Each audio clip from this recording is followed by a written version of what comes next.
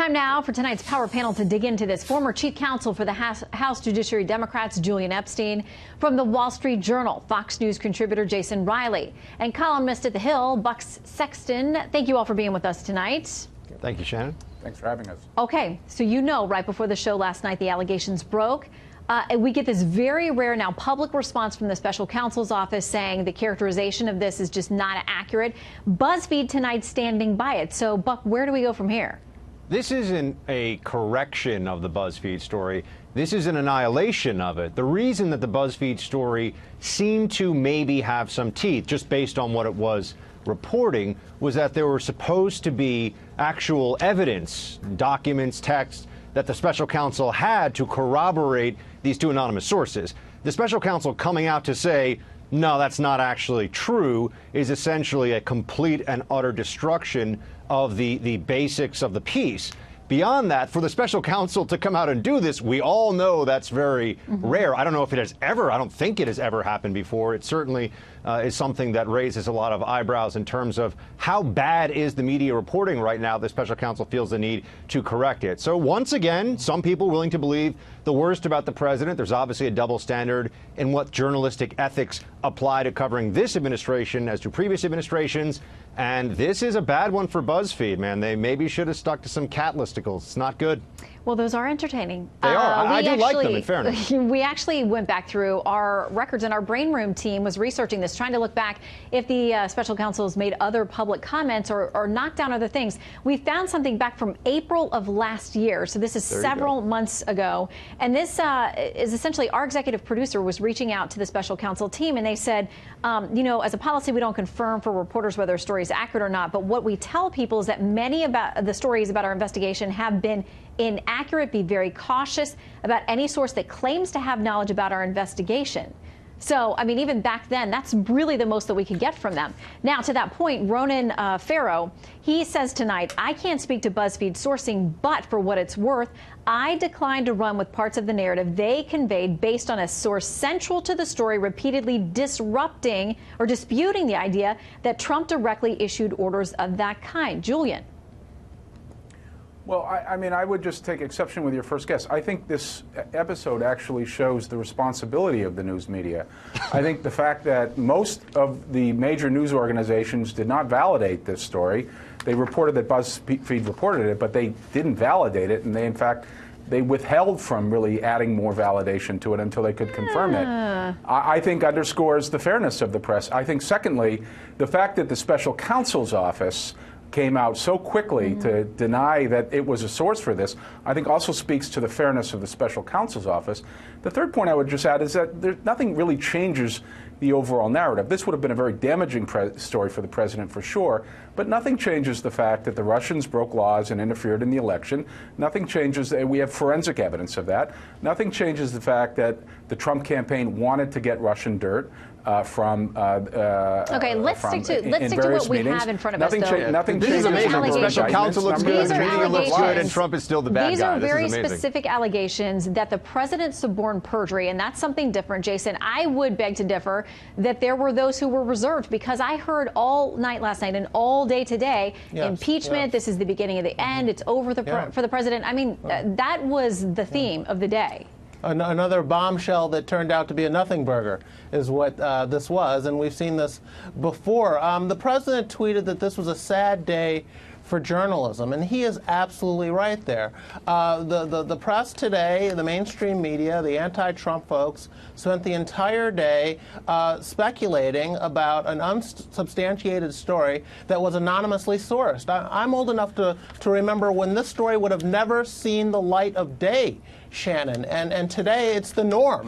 And I think the president is absolutely right. The press is making itself look very, very badly, and it's going to be very difficult for this media to restore any credibility it once had before. And I think the president's absolutely right on that front. Well, and Rudy Giuliani speaking out, he says this: now the DOJ must reveal the leakers of this false BuzzFeed story, because they're standing by their sources, which the press and Democrats gleefully embraced, and maybe House Dems should wait to investigate until the Mueller report is filed. 4 have started already. There may be nothing to legitimately investigate. Buck, any chance that we actually get the leakers? I think it's very unlikely. I think it's a precedent that a lot of journalists actually wouldn't want to set, even in this case, although there's some disagreement as to whether they should out the sources here. And just as to the broader conduct and what we've been seeing, this is not a first offense, Shannon, and that's why I think people have become so exhausted and exasperated with this anti-Trump mania that we see from some of the biggest news outlets in the country. There are news outlets, CNN, New York Times, Washington Post, that have been running with stories for a very long time that are all supposed to take down this president. Some of them have had to fire their own journalists because of stories that were damaging to the president. And when you look at how many retractions, corrections, and outright falsehoods have been peddled by major news outlets that are all damaging to Trump in profound ways and then have to be walked back, it's clear that there's an agenda at work. This is not random chance. And Julian, does this, though, Julian, lend credence to the president's argument that there are people who do not factually report on him, that they are driven by, quote, fake news, and that they are out to get him? I mean, does it then make his backers say we were right all along and then rally to him even further? I just disagree. I think this shows the opposite. Again, one small point of fact, the source of this could conceivably be the Southern District of New York, which has been investigating Cohen as well. But in point of fact, I spent the day talking to a lot of reporters today at major publications, all of whom said they were not going to run with this story and validate it until they could get confirmation of it. And the fact that I think that they showed restraint totally undermines the point that was just made. I think reporters here tried to show balance, and they quickly got out in front and said the Buzzfeed story looked like it had a lot of problems. So I think that's false, and I think the overall narrative here of the extent of Russian interference in the election, which is undisputed, 36 guilty pleas or convictions at this point, over 100 contacts with the Trump campaign and the Trump transition with Republicans. The major storylines have not. No, I agree with you. But the point is the major storyline has not been contradicted here. Yeah, but there have been other stories. Quickly. But who's corrected it? Because BuzzFeed is sticking by it. There's been no correction. The special counsel's office came out within 24 hours and corrected it. And they're not the ones who started it. But most media sources have backed off. So you find one example of a news organization making a mistake, and you use that as an entire. No, but I'm just saying you must have been watching something different than I was watching all day, because Jason, news and radio all day. This is literally what I heard beginning to the end. Yes, a fake story dominated the news cycle today. And my fellow guest doesn't seem to have a problem with that. And he thinks that somehow exonerates the media or paints them in a good light. But no, I think just the opposite. And again, we have to stress that Mueller's office almost never does this. This story was so off the mark, they felt the need to come out and correct the record. But it does it. The point is, it does it when it's false. And the point is about Mueller's office is Mueller's office comes out right away and says something is false when it's false. Do you have, do either of the two guests have an example of a news story that was printed attributing something to the special counsel's investigation that was false, that Mueller's office failed to come out and say it was false? The special counsel is not supposed to call balls and strikes on news stories. Yeah, and that's what they said. No. Gentlemen, for a second. No, it's not calling balls and strikes. It's disabusing false information. Okay, guys, but what I told you about when we tried to go back and see where they've spoken out before, and again, this email exchange with our executive producer in April of last year, they said, we cannot come out, we're not going to address every single story that comes out, yes or no, but we are going to caution you that there's tons of inaccurate reporting that's been done all the way through. And that was, almost a year ago. This was fake news that was creating a national narrative, and the fact that other news outlets didn't run the story doesn't mean they weren't running with the story, which was going on all day, as you pointed out, Shannon.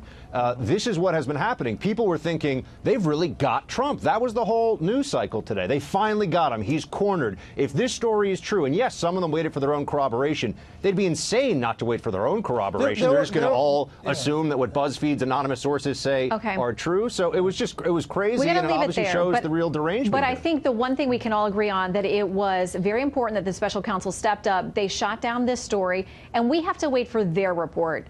Good or bad for the president and those close to him, that's really going to be the ultimate finder of fact. And so we wait. In the meantime, Julian, Jason, and Buck, thank you for being here to discuss. Thanks, Shannon. Thanks, Shannon.